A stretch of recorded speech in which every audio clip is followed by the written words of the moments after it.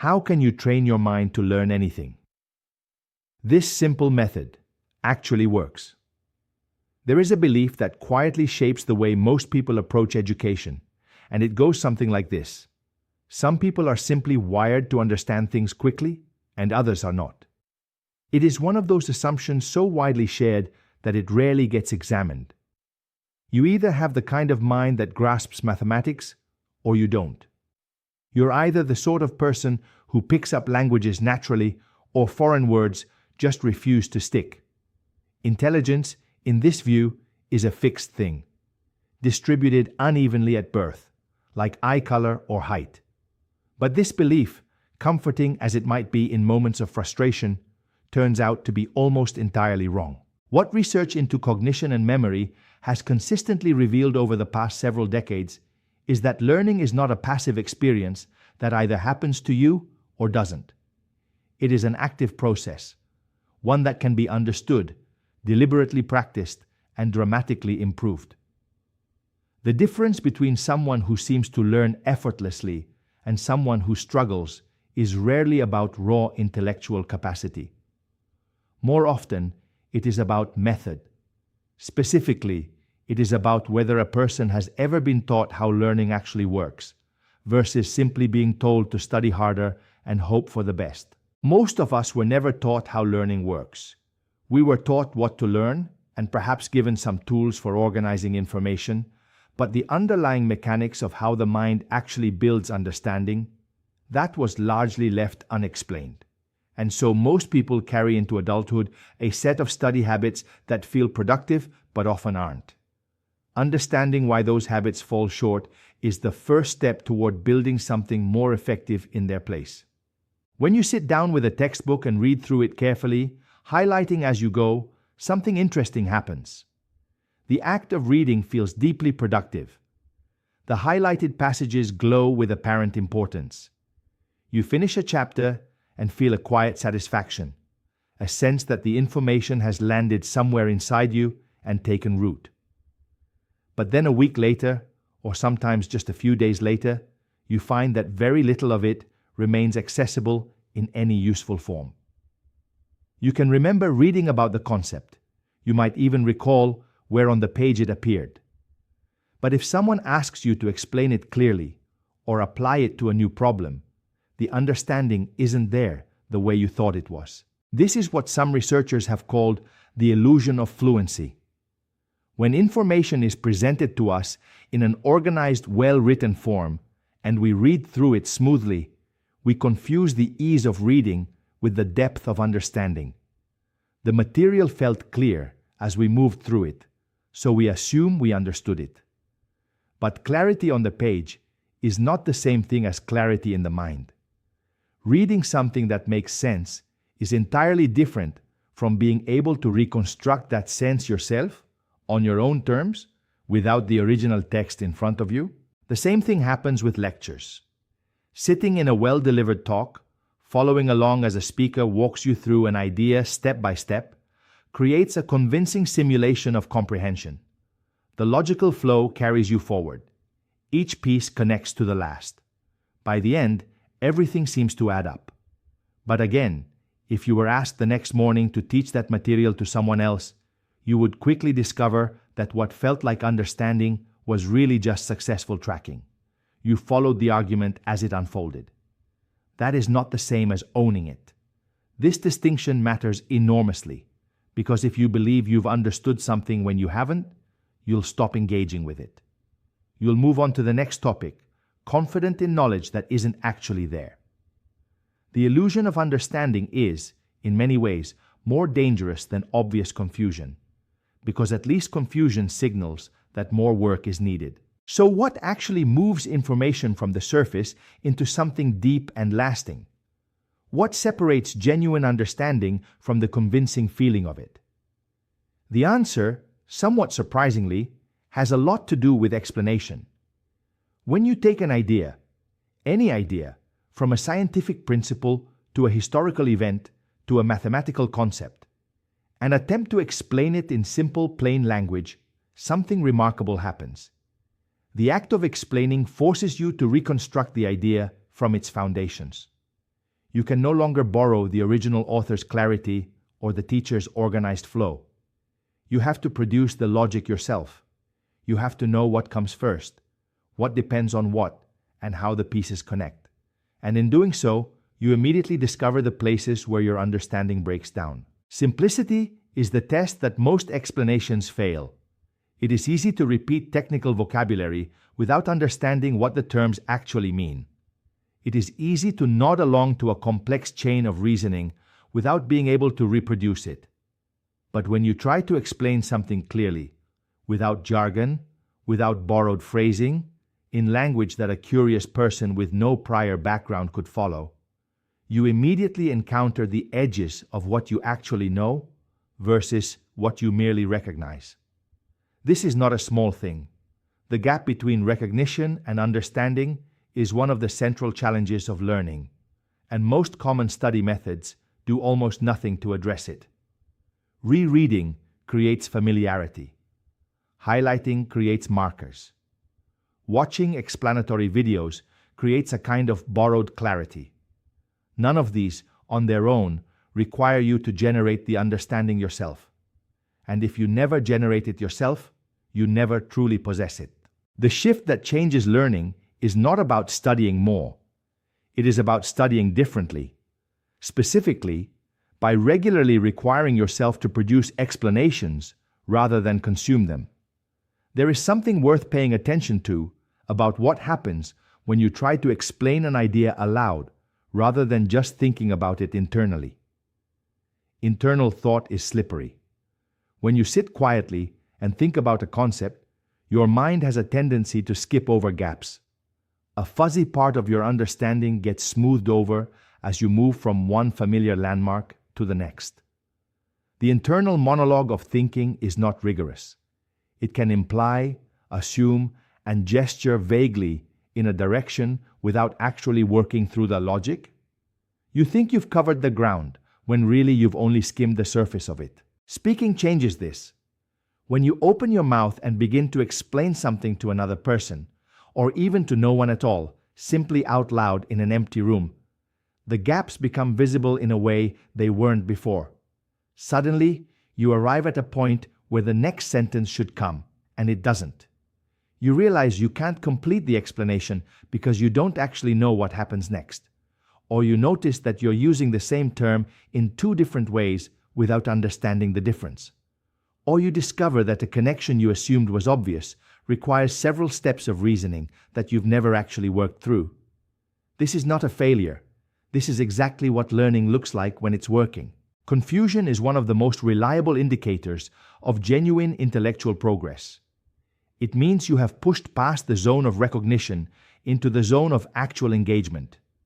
When something is confusing, it means you're in contact with real complexity, the kind that requires effort to resolve, not just attention to observe.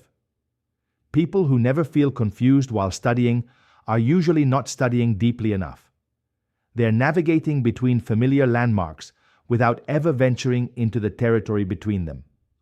Verbalizing ideas, speaking them out loud, writing them in your own words, or attempting to teach them, is one of the most powerful tools available for learning because it forces the kind of engagement that reveals what you actually know. It turns a passive review into an active test, and the results, however humbling, are always informative. Once you've explained an idea and encountered its gaps, the natural impulse is to return to the source material and fill them in. But how you return to the material matters as much as the fact of returning.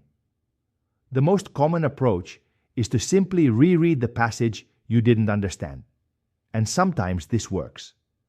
But what often works better is approaching the same concept from a different direction, through a different explanation, a different example, a different context.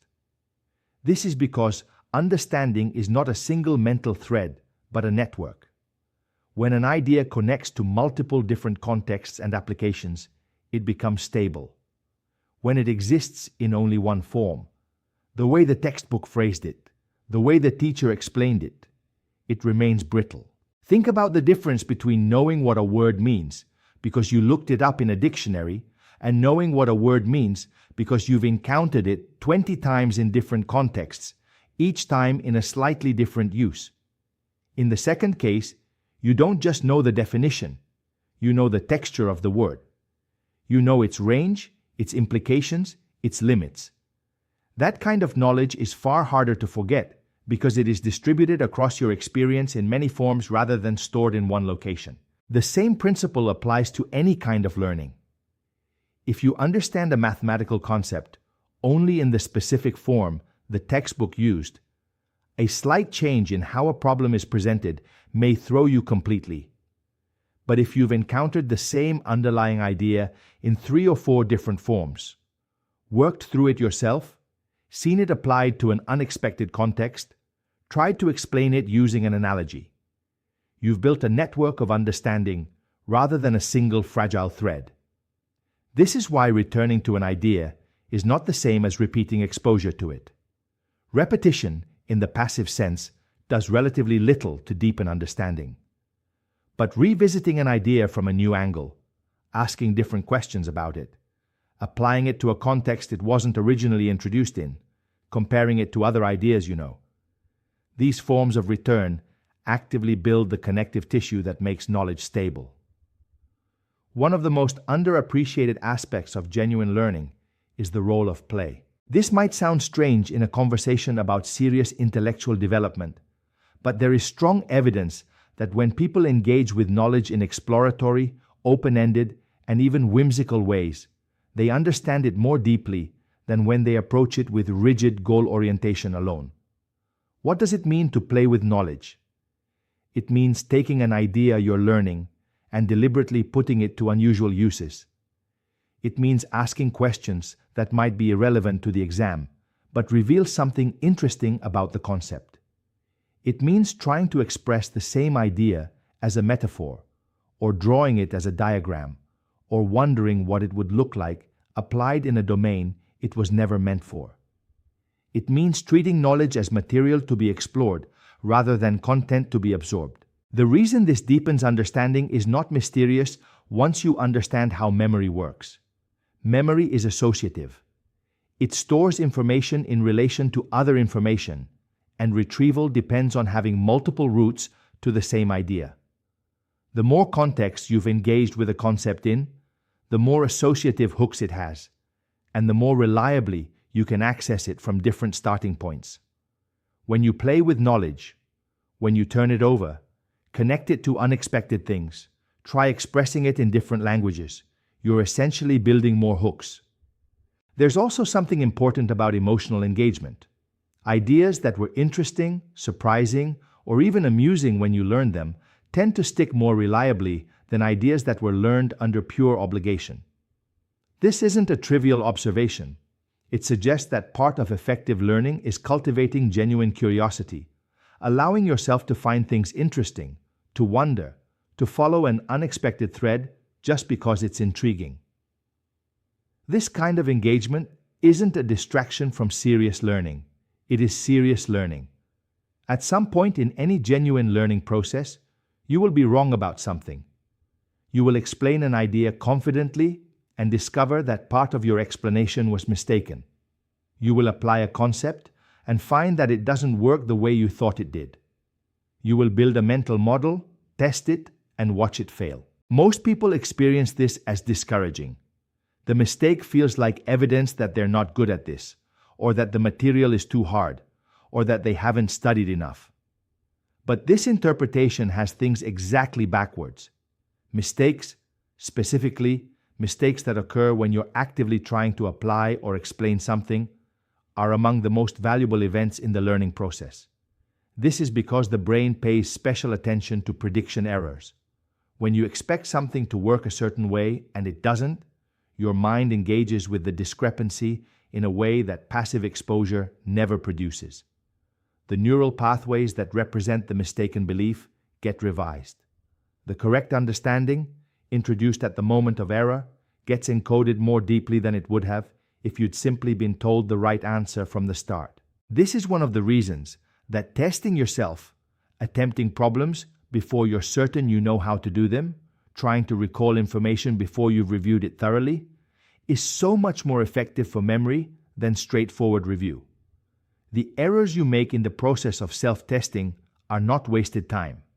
They are the mechanism through which learning actually happens. The relationship between error and learning also reframes what it means to struggle. Difficulty, in this context, is not a sign that something is wrong. It is a sign that your mind is working at the edge of its current capacity, which is exactly where growth occurs. The version of studying that feels effortless and comfortable is often the version that does the least. The version that feels challenging, uncertain, and occasionally frustrating is, in many cases, the version that is doing the most work. This doesn't mean that discomfort is always productive. There's a difference between the discomfort of genuine cognitive engagement and the exhaustion of confusion without any foothold. But the instinct to avoid difficulty when learning, to move quickly past the hard parts, to spend more time on what you already know, to stop when things start to feel uncertain, this instinct works directly against the process you're trying to support. There is a version of effort that is genuinely admirable but surprisingly ineffective, working very hard in the wrong direction. Someone who spends 4 hours each night rereading their notes, or listening to lectures on repeat, or memorizing definitions in preparation for an exam, that person is applying real effort. The discipline is real. The time investment is real. But if the effort is directed at activities that don't require genuine understanding, the return on that effort will be far below what the same hours could have produced. This is one of the more uncomfortable truths in learning science. The activities that feel most like productive studying are often the least effective, while the activities that feel hardest and most uncertain are often the most effective. Reading feels productive. Self-testing feels uncomfortable. Passive review feels safe. Explaining out loud and encountering your own gaps feels exposed and sometimes embarrassing. But the discomfort is not incidental. It is the sensation of the learning actually occurring. Directed effort means choosing activities that create genuine cognitive engagement rather than the feeling of engagement.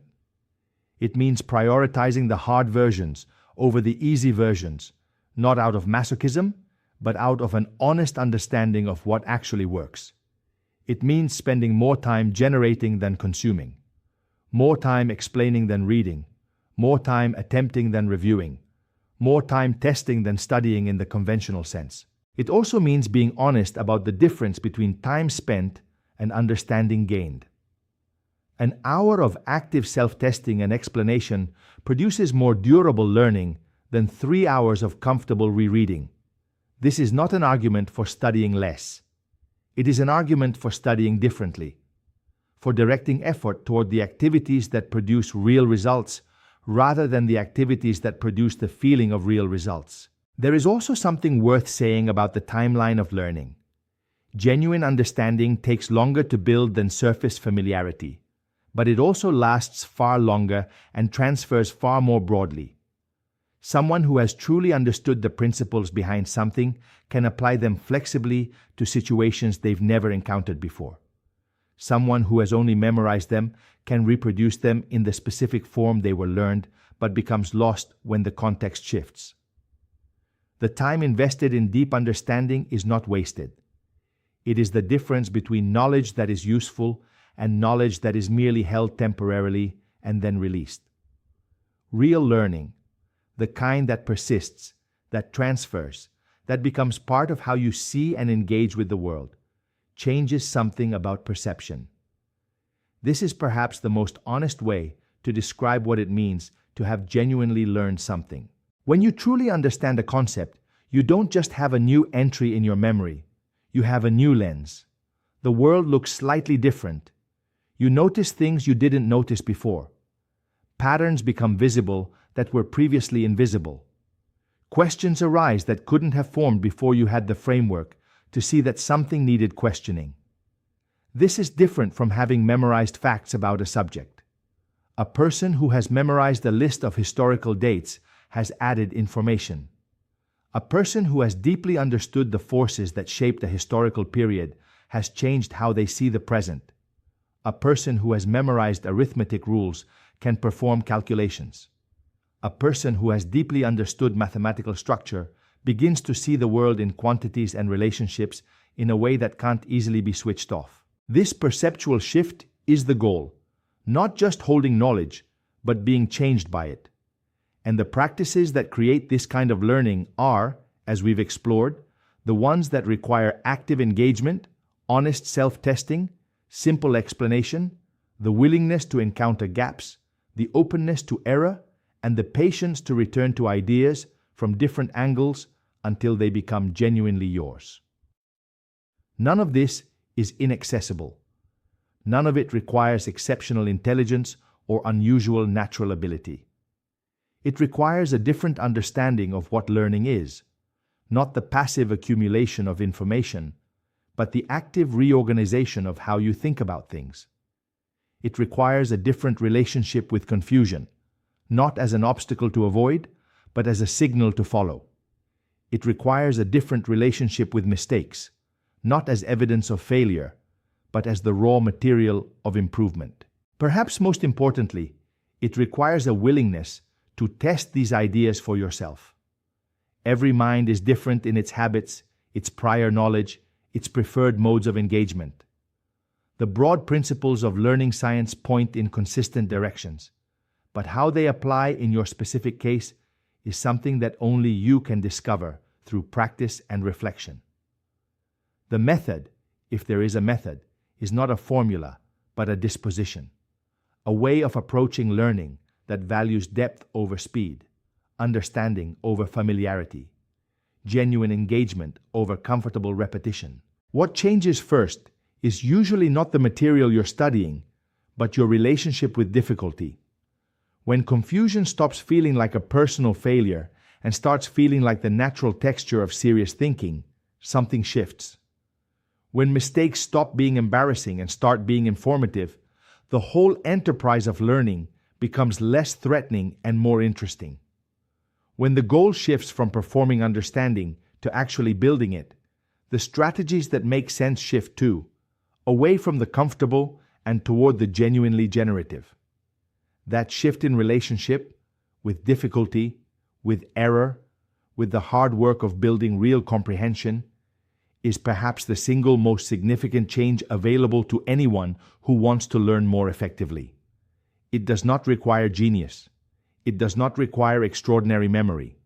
It requires only a revised understanding of what learning is and the patient willingness to engage with it honestly. The mind that trains itself to encounter ideas deeply, to hold them up to the light of explanation, to stress test them through application and error, and to return to them in new forms, that mind becomes genuinely more capable over time.